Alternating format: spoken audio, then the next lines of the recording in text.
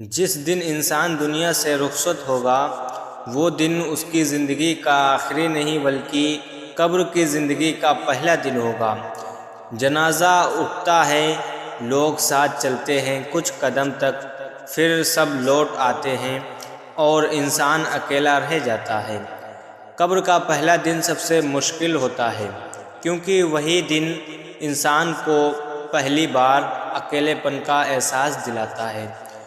نہ وہاں آواز کام آتی ہے، نہ وہاں عہدہ، اور نہ وہاں دنیا کی پہچان، اور نہ وہاں دولت۔ جو ساتھ آتا ہے، جو ساتھ جاتا ہے قبر میں، وہ صرف انسان کا عمل ہوتا ہے۔ قبر نرم بستر نہیں بلکہ امتحان کی جگہ ہے۔ اگر انسان دنیا میں دل کو صاف رکھے، زبان کو سچ کی عادت دے اور گناہوں سے بچے تو قبر اس کے لیے سکون کی جگہ بن جاتی ہے۔ اور اگر انسان دنیا میں ظلم، تکبر اور غفلت میں ڈوبا رہا تو قبر اس کے لیے تنگ ہو جاتی ہے۔ قبر کا پہلا دن کوئی کہانی نہیں اور کوئی افسانہ نہیں بلکہ ایک سچائی ہے جس سے کوئی بچ نہیں سکتا ہے۔ آج ہم دوسروں کی قبر پر کھڑے ہو کر روتے ہیں، کل ہماری قبر پر دوسرے لوگ کھڑے ہو کر روئیں گے۔ عقل مندی یہی ہے، عقل مندی اسی میں ہے کہ انسان قبر کو اپنا ٹھکانہ سمجھ کر آج ہی تیاری کر لے، کیونکہ قبر کا پہلا دن پھر دوبارہ کبھی نہیں آتا ہے۔ تو عقل مندی اسی میں ہے کہ آپ نماز پڑھیں اور 5 وقت کی نماز پڑھیں، اور آپ اچھے کام کریں، دنیا پر رہ کر آخرت کی تیاری کریں اور نیکی کریں۔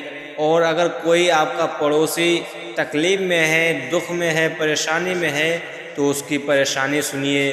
اگر آپ وہ پیسے سے اس کی پریشانی حل کر سکتے ہیں تو آپ پیسے سے اس کی پریشانی حل کریں۔ اگر آپ کسی طرح سے اس کی پریشانی کو حل کر سکتے ہیں تو آپ کوشش کریں، کیونکہ اللہ تعالیٰ پتہ نہیں آپ کی ایک ہی نیکی سے خوش ہو جائے اور آپ کو بخش دے۔ تو آپ جتنی بھی نیکی کریں گے تو آپ ہی کو فائدہ ہوگا، قیامت کے دن آپ ہی کو فائدہ ہوگا، اور جنت کے آپ حقدار بھی بن جائیں گے۔ اگر اللہ تبارک و تعالیٰ آپ سے راضی ہو گیا تو آپ سب سے پہلے اللہ تبارک و تعالیٰ کو راضی کریں۔ دنیا کے چکر میں مت پڑیں کہ آج ہم سے یہ ناراض ہے، وہ ناراض ہے، سب کو چھوڑ دو، صرف اور صرف اللہ کو راضی کرو، اور اس کو آپ نے راضی کر لیا تو آپ دنیا کی پوری کائنات کو آپ راضی کر لیں گے۔ اگر اللہ تبارک و تعالیٰ کو آپ نے راضی کر لیا تو سب سے پہلے آپ اللہ تبارک و تعالیٰ کو راضی کریں، نماز پڑھیں۔ سب سے پہلے آپ 5 وقت کی نماز پڑھیں اور درود شریف پڑھیں اور تمام بھی تسبیحات وغیرہ پڑھیں اور اللہ تبارک و تعالیٰ کا ذکر و اذکار کریں۔